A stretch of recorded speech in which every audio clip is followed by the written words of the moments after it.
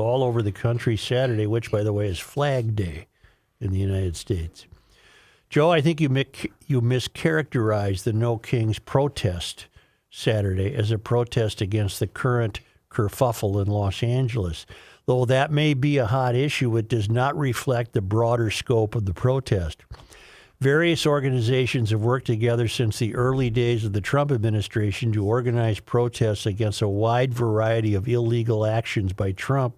His loss rate in the courts when challenged supports that point. In close association, some of these groups are 50501, Indivisible, and Hands Off. Every one of these organizations repeatedly call for nonviolent protests and also provide online training for de-escalation. They also tell followers not to wear masks at protests and to have their cameras out to record any issues that may arise. In a recent email, Hands Off told its people that if the people at the rally start to act up and agitate for violence, either to remove themselves from the vicinity of the agitators. If they are unable to do that, sit down in order for law enforcement to identify the troublemakers. I have participated in several protests in Chaska near Tom Evers' office. I estimate that 70% of the participants are over the age of 50. Topics of concern are wide-ranging and not limited to immigration. Unfortunately, that issue is drowning out our concerns. Our organizers continue to cooperate with local law enforcement and local officials. Okay, that's from Steve Peterson. Thank you. I thought we made all of that clear yesterday, did we not? I thought I said none of these groups appear to be calling for violence. And it's pretty clear when you go on the No Kings website, nokings.org, that this is a Trump thing.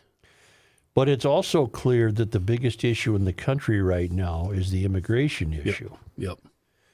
So I did some homework this morning. Why, in fact, are there even sanctuary cities? You know, good question. Why didn't we ask that years ago?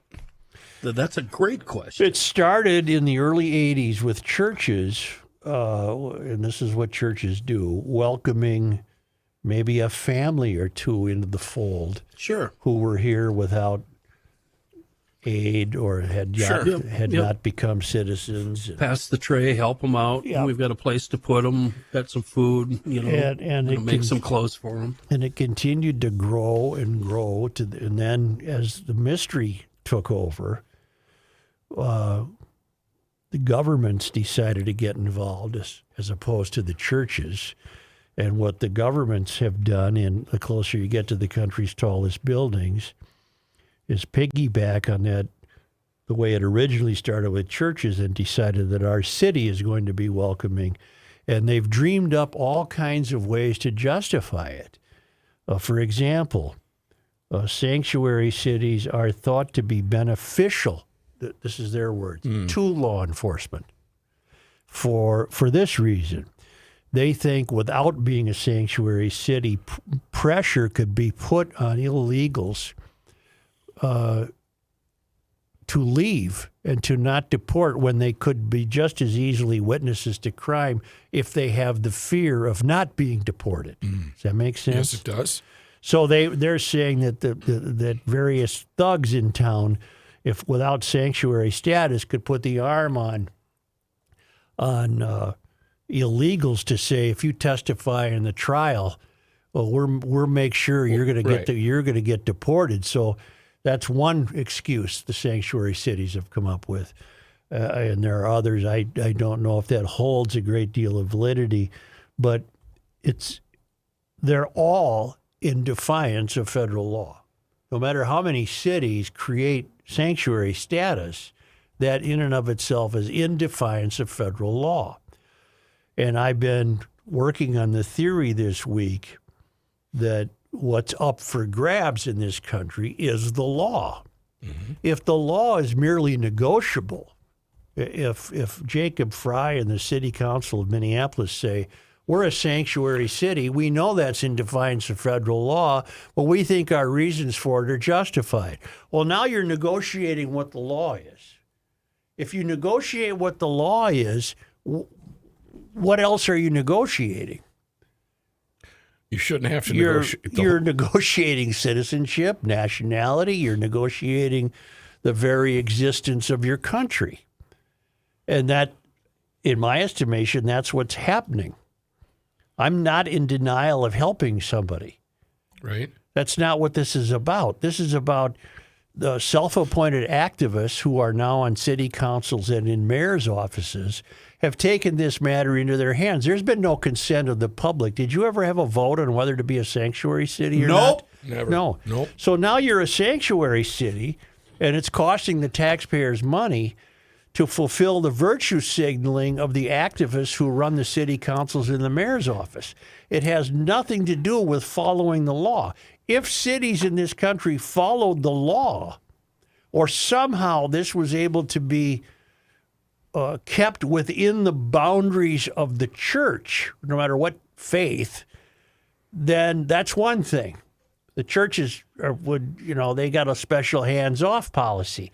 But once it becomes the purview of the public and the city says we're a sanctuary city, that's where the trouble began, because now you're against the law. So now you get and Biden had no interest in enforcing the law. So now you get a guy like Trump who has an interest in enforcing the law. So he enforces the law. And there's one factor we haven't discussed. We're so unaccustomed to seeing the law enforced in this country over the last many years that people are standing back and saying, "What is this? This is horrible. Yeah. This is militarization. This is authoritarianism. He's no king. This is a king." No, you're seeing the law enforced. Right. And we're so unaccustomed to it that it's been driving people crazy, and we're delivering bricks to be thrown and gas masks to be worn, and we're going to defy curfews. And we're not accustomed to this. We've grown accustomed to the laws being negotiable because we're governed by idiots. There was go ahead. Has any state, city taken the time to actually get the law changed as opposed to just flaunting it? I do not think so. Nor could I find any city that surrendered its status as a sanctuary city. In other words, decide to uphold the law. Right. Now, Cockwomble is in Washington, and he's being addressed about this very thing. And I heard audio of it. I don't know if you have any, of Cockwomble testifying today. I didn't even know he was there, Joe. Yeah, he's testifying today about God forbid he was here. About the status of sanctuary. Now, Minnesota is not a sanctuary state, I would say, much to his disappointment, and I'm shocked we're not. But Minneapolis and St. Paul are sanctuary cities. Yeah. I have the interaction between Governor Walz and Tom Emmer, if that's what you're looking for. No, I mean, Emmer's going to be okay, try it. Let's see what we get. Okay, I didn't want to interrupt your thought. Let's see what we get. Work with law enforcement to enforce the law. In May 2020, looting, acts of violence, and arson occurred on your watch in Minneapolis after you refused to bring in the National Guard. Governor, your agenda is clear. Free health care, free college and driver's licenses for illegals while handcuffing law enforcement when they're trying to protect our citizens and their communities. If you think that's not a sanctuary state, you shouldn't be governor. By turning Minnesota into a magnet for illegals, you have opened up our communities to dangerous criminals, including known terrorists, gang members, murderers, and child predators. You have sent a resounding message that if you're a hardworking, law-abiding citizen of Minnesota, your safety and well-being are not the priorities of Tim Walz and his administration. But if you're coming to our state illegally, you're not only welcome with open arms, you're entitled to free stuff on the taxpayer's dime. This is absolutely disgraceful. Governor Walz, your sanctuary state agenda has been defined by your utter failure. You have failed to enforce the rule of law. You have failed to uphold our national sovereignty. And most importantly, you have failed the people of Minnesota. The time for radical sanctuary state policy, sir, is over. The voters made that clear last November when they elected President Trump and Vice President J.D. Vance. You remember him, don't you? Governor, the time for real leaders and real leadership is now. And with that, sir, actually, Mr. Chairman, I ask unanimous consent to introduce into the record the governor's tweet that I referenced from May 23rd, 2018, which makes it clear his hatred for federal law enforcement. Thank you. Without objection, so ordered. Mr. Chairman? Yes. Chair recognizes Mr. Mfume. Do we have Walz's response? I'll try to dig that up, but that was Who was really that? good. Who was that? That was Tom Emmer. Oh, he was on fire. Because I heard audio from Walz today saying, "Well, these are our neighbors." That is, again, Walz letting his ideology slip. His ideology is that the illegals are as much our neighbors as anyone else. Joe, I found an answer to my question. Several cities, particularly those with sanctuary policies, have filed lawsuits against the federal government. There's a whole list of them here. So, there are cities that are taking on the government over this issue. You know, the illegals come here because they're fleeing countries where the governments have failed them, which is exactly what's happening here. You've got people fleeing to the United States because they're leaving such corrupt, inattentive, incompetent governments, only to come here and discover they're on the ground floor of witnessing the United States being governed by incompetent people. What have you found? While you've convened this hearing to explore the issue of so-called sanctuary states, Minnesota is not even a sanctuary state. Minnesota legislature has passed no such bill making Minnesota a sanctuary state, and I have signed no such law. Minnesota cooperates with federal authorities in a number of ways. When there's a convicted felon in our prisons, we ask about their immigration status and share that information with the Department of Homeland Security. We also cooperate with Homeland Security requests when there's a judicial warrant and when due process has been afforded by our Constitution has been served. But enforcing immigration law is not the role of local and state governments. The fact is Congress has given federal...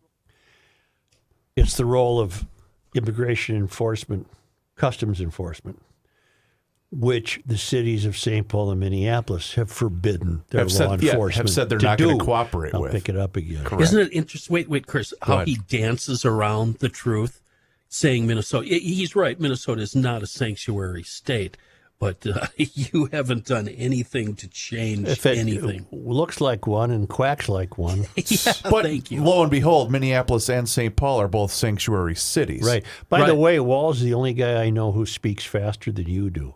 Oh, Chris, Well, congratulations. That was a shot across Yeah. the bow. No, I my actually, friend. you know what? I'm going to Got a pull a little- rookie. Thank you, Joe. You got a little gunpowder on your forehead as that one went by. I've been going to the Rookie School of Broadcasting for 20 years now. Pick Thanks, it up Joe. again. of local and state governments. The fact is Congress has given federal agencies the authority to enforce immigration laws across this country. That includes Minnesota, and I support them doing so. It doesn't It's in the Twin federal Cities, government's you job moron! to secure the border. That's why when I was in Congress, I visited the southern border and voted for bills that would have increased funding for Border Patrol, made it easier to hire qualified agents, and deployed advanced technologies to the border. Most importantly, I recognize that securing our border does not mean we sacrifice our constitutional values. Unfortunately, the cruel and misguided policies of this current administration fail to live up to those values. Minnesotans are angry with what they've seen happen to their neighbors. They're angry Their neighbors. that the federal government has been snatching people up, putting them in prison, and deporting them without a shred of due process. Can I, on behalf of the Garage Logic news team here in the background, I have to do this. We don't. The police departments in St. Paul and Minneapolis are ordered by ordinance or law to not aid ICE. So Walz is conveniently not saying that. Right, he's leaving that part out. Yeah. And this protest, this so-called Back to the King, no kings